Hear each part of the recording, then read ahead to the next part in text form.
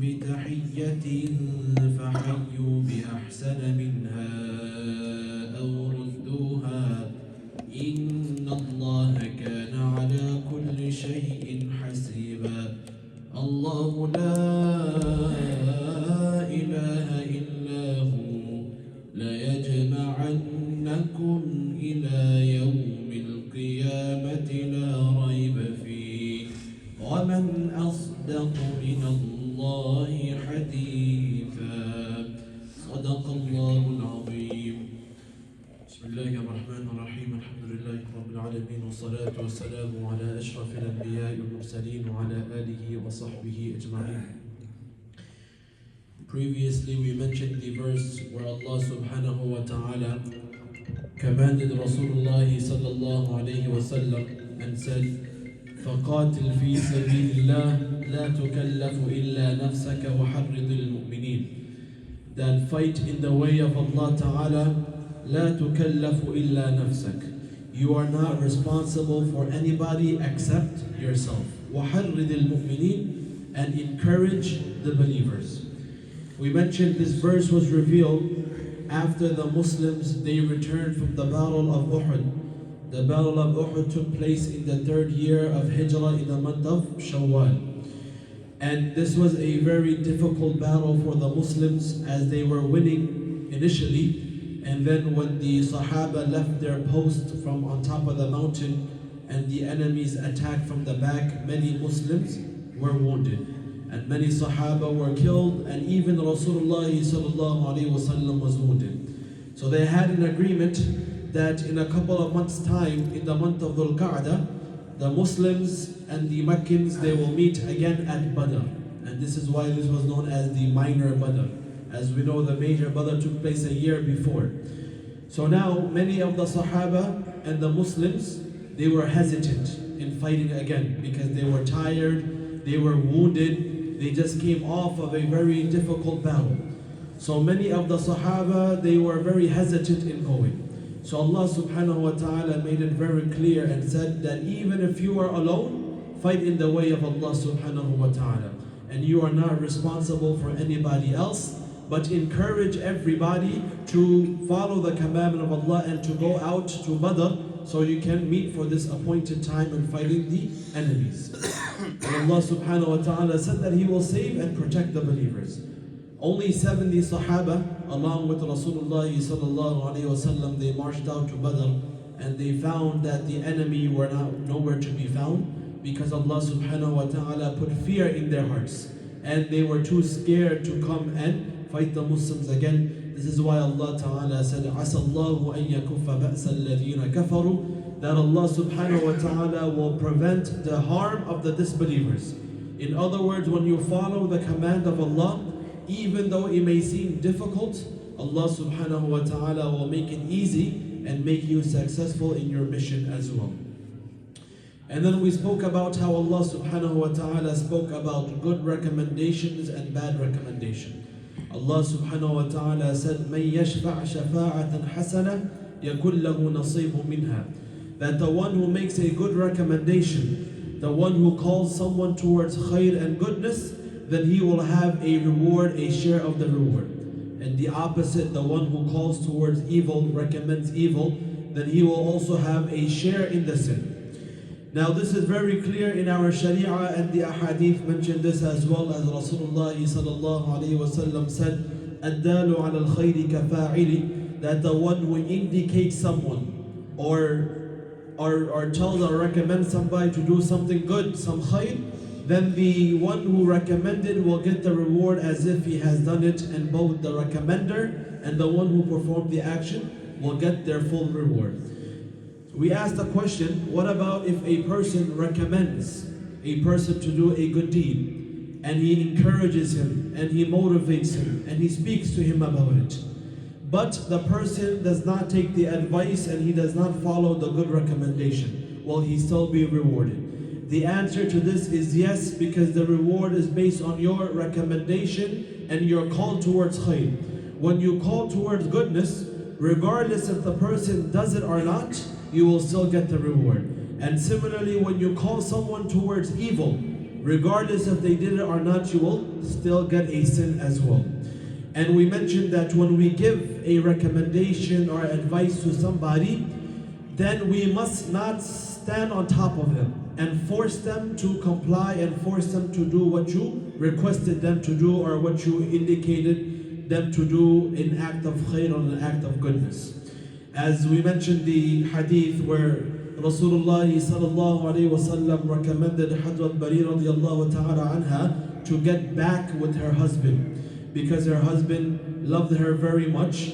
So he gave a recommendation to her and said, get back with your husband, this will be good. So she said, Ya Rasulullah, if this is a command, then I will accept and I will marry him back.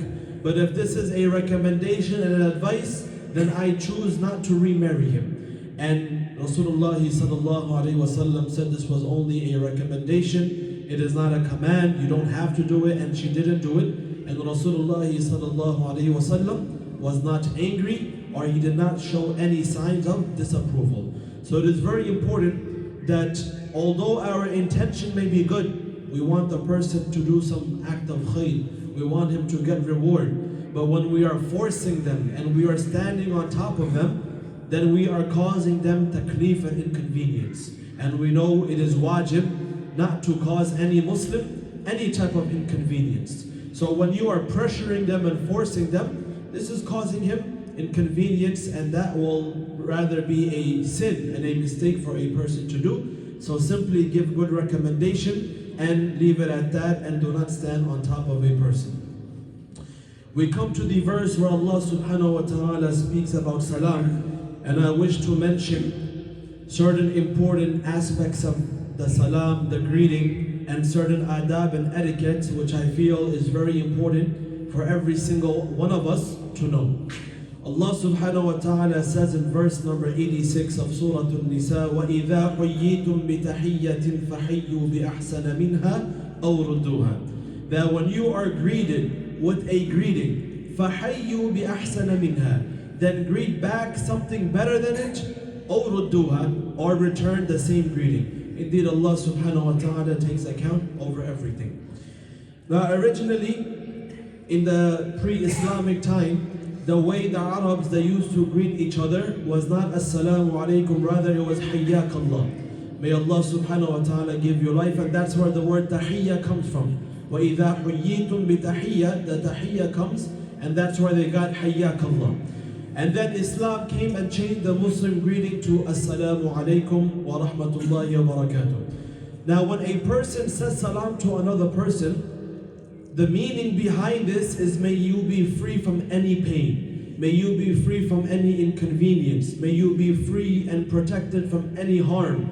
So when a Muslim greets another Muslim with salam, it also tells themselves that I should not harm any other person. Because when I am giving salam, I am making dua that Allah protects him. So first and foremost, I should prevent myself from harming another Muslim. And this is extremely important, as Rasulullah sallallahu alayhi wa sallam said, Al-Muslimu man salima al-Muslimuna min lisanihi wa yadi. That the true and the proper believer is the one from whose tongue and hands other Muslims are safe from. In other words, you do not harm anybody verbally and physically. So our beautiful Sharia works in such a way that when you greet, it is a reminder to yourself that you should not be harming any other person. And this is also one of the effects, good effects, when you give salam and you exchange salam with one another. Now what are some of the importance of salam and its virtues as well? Rasulullah sallallahu alayhi wa sallam made it very clear in a hadith that none of you will enter Jannah until you believe, until you become believers. And nobody can become a believer until you love one another. In other words, a condition to be a proper, kamil, complete believer is having love for one another. And then he said, shall I not inform you of something that if you were to do it, it will increase love amongst you? And he said, Afshu salama bainakum, spread salam amongst one another. This is one of the very critical ways, or one of the best ways on how we can spread love amongst the Muslim ummah and amongst the Muslim people. That whoever we see Muslim, whether we know them or we don't know them, we spread our salam and we give them our salam as well. As Rasulullah sallallahu alaihi wasallam mentioned this as well when he was asked what is one of the best actions a person can do, he said to feed the people and to spread salam amongst to those whom you know, وَمَنْ لَمْ تَعْرِفْ, and those who you do not know. So when you see a Muslim by his dress or you hear about him and you come across him, give him salam. He doesn't need to be your friend. He doesn't need to be somebody that you know personally. If you see a Muslim come to the masjid or somewhere outside and you know he is a Muslim, give him salam. This is a way to get reward from Allah subhanahu wa ta'ala and also increase the love between the Muslims, which is a prerequisite and a condition to be proper believers. Now going into some of the many etiquettes of salam, what are the masnoon words? How much can we say? Where does the salam end? If there is any additions, what is the ruling on that? Now, the salam ends at wa barakatuh. Assalamu alaikum wa rahmatullahi wa barakatuh. To go beyond this, as some people say wa maghfiratu, or some people say, enter Jannah in the Arabic or whatever they say, this is not from the masnoon salam of Rasulullah sallallahu alayhi wa sallam.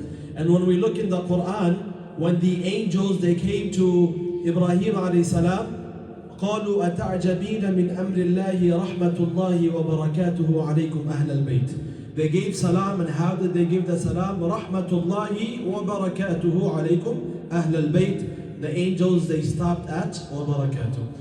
And also Rasulullah sallallahu alayhi wa sallam mentioned this as well. Ibn Abbas radiallahu ta'ala anhu, Ibn Umar radiallahu ta'ala anhu, they would prevent people from adding after wa barakatuh. And one of the reasons is that when we see somebody, we do not want to make it too long. That we want to give our salam and move forward. We do not want to inconvenience another person, and we are giving sentences upon sentences when the person has to go and he has to do something. And also whatever is masnoon, we stick to that. Any addition is against the sunnah. So we should not do anything that goes against the sunnah as well. So again, to stop at wa barakatuh is masnoon. Anything additional after that is against the sunnah of Rasulullah sallallahu alayhi wa sallam. Now, initiating salam compared to responding to salam.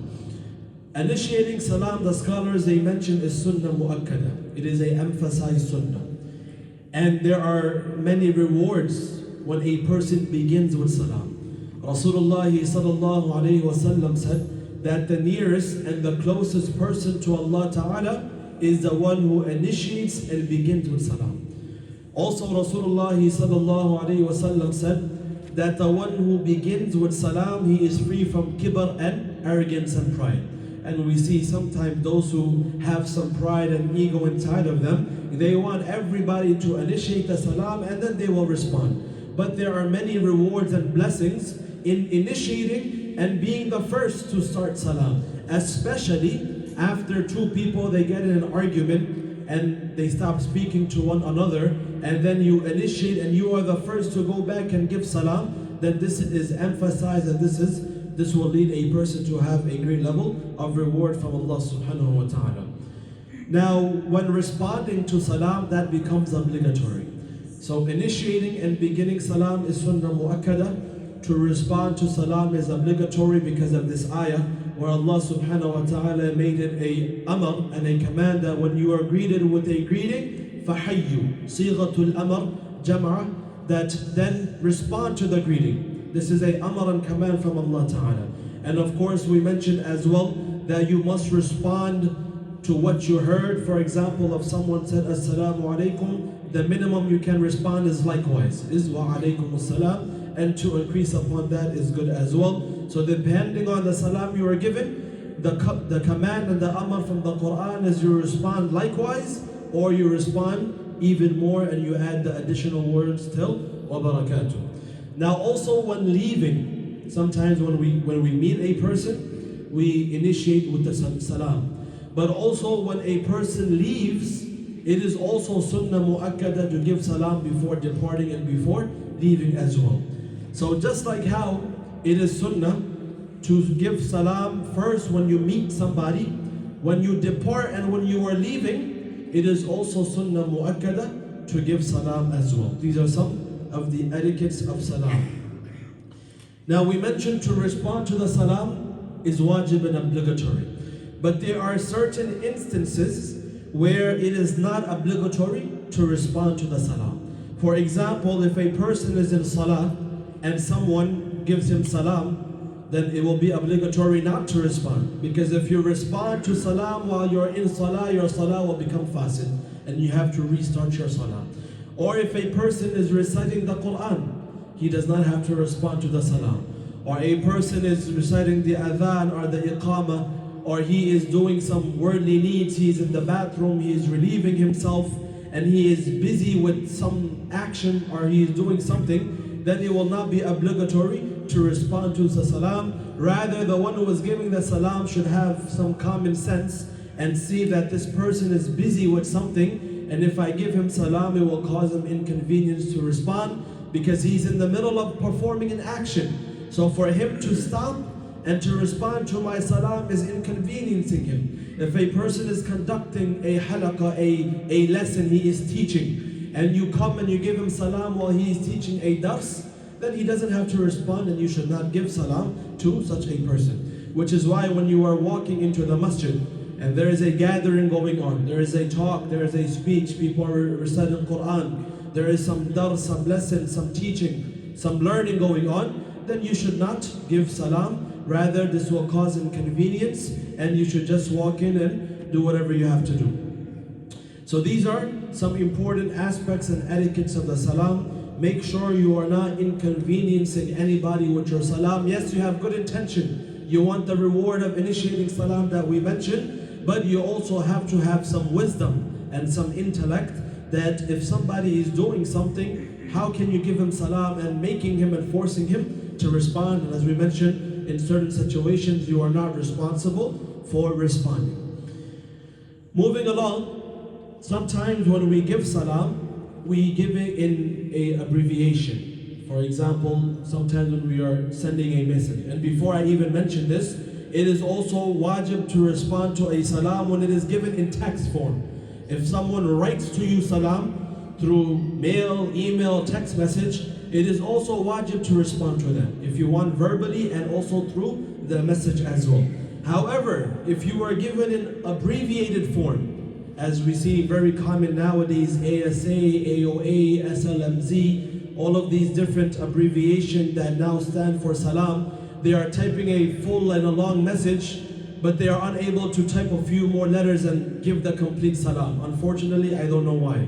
So when there is an abbreviated salam given, this is against the sunnah. This is not the sunnah salam. You will not be rewarded for this salam because that is not salam. AOA, ASA is not salam.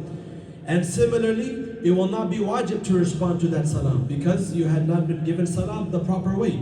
So when you are not given salam the proper way, then you do not need to respond to that salam as well. Which is why when we are giving salam on the text form or a letter or whatever, write the full assalamu alaikum at minimum. It will only take you a few more seconds. But unfortunately for some people, it is very difficult to do that, so we should stay away from that because we are playing with the salam. Salam is from the names of Allah subhanahu wa ta'ala. So do not try to abbreviate it. This is against the sunnah and this is against the etiquettes from the sharia and against the etiquettes of the name of Allah subhanahu wa ta'ala. So we should not take this lightly as well. Moving along, what is the rulings when it comes to salam with non-Muslims? Now, as we mentioned already, salam is from the names of Allah subhanahu wa ta'ala. And Rasulullah sallallahu alayhi wa sallam mentioned to us in a hadith that do not commence and do not begin greeting the Christians and Jews with salam, because salam is a name of Allah subhanahu wa ta'ala. So we learn that we should not initiate and we should not begin giving salam to non-Muslims. Rather, initiate with their own language or what is common. For example, good morning, good evening. You can do that, no problem. But do not initiate and say assalamu alaikum to non-Muslims, because we have been prohibited from doing that by Rasulullah sallallahu alayhi wasallam. Now sometimes there are non-Muslims and they know that you are Muslim and they try to make you happy and they say Assalamu alaikum. Now you are so shocked and you are so happy. Oh, you know Salam now with a loud voice. Wa alaikum assalam wa rahmatullahi wa barakatuh. We have been prohibited from this as well. Sometimes we get overexcited because the non-Muslims know Salam and we feel so happy and we are very loud and very cheerful. We give the entire response of Salam. Rasulullah sallallahu alayhi wasallam said that when you are greeted with Salam from a non-Muslim, then you can only suffice on wa alaykum. Mean, do not go beyond wa alaykum. Or you can say Assalamu ala man ittaba al-huda, Salam upon the guided ones. So Rasulullah sallallahu alayhi wasallam prevented us from saying the word Salam whether you are beginning or whether you are responding.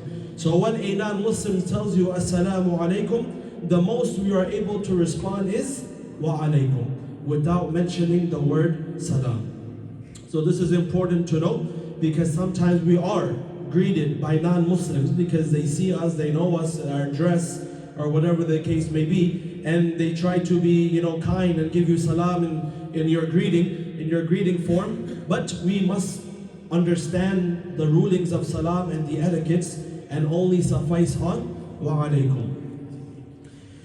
Now, if there is a group of people and from amongst the group there's Muslims and non-Muslims, now what should you do? We just mentioned that Salam is very beneficial and rewarding. You should give Salam to Muslims, and we just mentioned that you must not give Salam to non-Muslims. So now there is a group where there is 5 Muslim people and there is also 5 non-Muslims. For example, what do? Should you give Salam or should you just specify? So the ruling is you can give Salam with the intention that your Salam is only directed towards the Muslims of the group. So you could give Salam, there is no problem, but your intention should be that I am giving Salam to those who are Muslim from the gathering that is in front of me. Staying on the topic of gathering, that when a person gives Salam, then it suffices on the entire gathering. You don't need to give, if you walk in and there is 10 people in the masjid, you don't need to give Salam to every single one of them. One Salam will suffice. Similarly, when responding to an individual, there is a group and the individual comes in and gives Salam, the jawab and the response of one person from the group will remove the responsibility from the entire gathering. So if one person responds to the Salam, then everybody's responsibility is absolved, and if nobody responds, then they will be sinful as well. So this is why we have to know these rulings and we have to understand these etiquettes as we may face them time and time again. So it is important that we understand this and we know all of these Salam as well. Now last but not least, if a person gives us Salam on behalf of another person, for example, person A tells person B that give Salam to person C, right? Sometimes this happens. That give my Salam to your brother or give my Salam to your father, for example. How do we respond to this? The way we respond is wa alayhi wa alayka salam. That upon him and upon you Salam as well. So wa alayhi, if it's a guy, give Salam to your father, that Salam upon him and upon you as well. If they say give Salam to your mother, wa alayha, because ha is used for feminine form, that upon her, and wa alayka salam as well. And the scholars, they mention if you just want to say wa alaykum salam, that will also suffice as well, and there is no additional thing you need to say. But it becomes obligatory to actually reach a Salam to that person. That when you are given this responsibility, you should make sure your Salam reaches the person that they told you to convey their Salam upon, which is why sometimes when the people they are going for Umrah, we say give our Salam to Rasulullah sallallahu alaihi wasallam on behalf of us, and this is totally permissible. It is good to do so, and the person should fulfill that request as well. So these are some of the rulings of Salam, some of the etiquettes of Salam, which as a Muslim we will face and we should educate ourselves and we should know about it.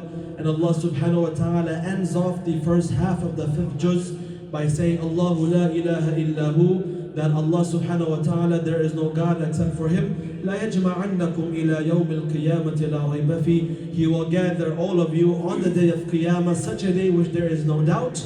وَمَنْ أَصْدَقُ مِنَ اللَّهِ حَدِيثًا. And who can be more truthful in their speech and their claim and their words than Allah subhanahu wa ta'ala. And like this we come to the end of the first half of the 5th juz. Inshallah, from next time we will commence the second half of the 5th juz. So may Allah ta'ala give us all the tawfiq to understand and act upon what has been said. وآخر دعوانا الحمد لله رب العالمين. سبحان الله وبحمده سبحانك اللهم وبحمدك أشهد أن لا إله إلا أنت أستغفرك